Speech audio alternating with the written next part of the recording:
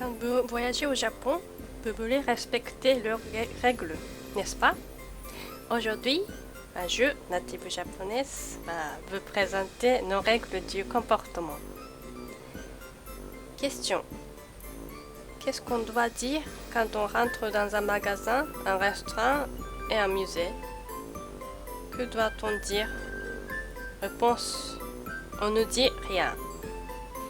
Personnellement, je ne dis rien, mais quand j'y rentre, je fais un signe de la tête en sortant. C'est tout. Question. J'ai entendu que les gens font la queue pour prendre le train et le bus au Japon. Oui, c'est vrai.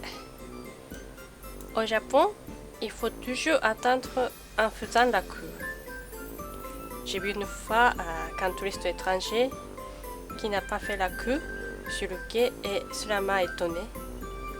Mais maintenant, je comprends qu'il ne connaisse pas les règles japonaises. Il a juste fait comme chez lui. Question. Peut-on téléphoner dans un train ou dans un bus? Non, on ne peut pas téléphoner dans un train ou un bus. Si vous voulez téléphoner, vous devez descendre. J'ai vu qu'une fois, une jeune fille qui téléphonait dans un bus et le chauffeur a dit « Ne parlez pas par le téléphone, s'il vous plaît. » Voilà, c'est comme ça. Question.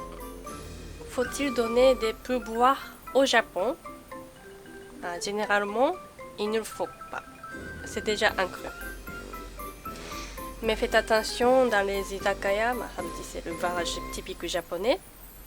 Un petit plat, ça s'appelle otoshi, est servi, même si vous ne le commandez pas. Et il faut le payer comme une charge de 100 yens à 300 yens normalement.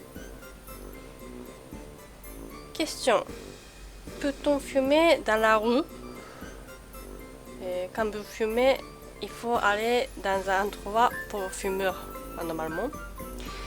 Au Japon, beaucoup de villes interdisent de fumer en marchant. Mais certains restaurants et cafés permettent de fumer, mais de moins en moins. Normalement, c'est séparé et nous avons fumeurs et non-fumeurs. Quand vous y rentrez, un serveur vous pose une question. Kitsuen desu ka? Kinen desu ka? Ça veut dire c'est le fumeur ou non-fumeur.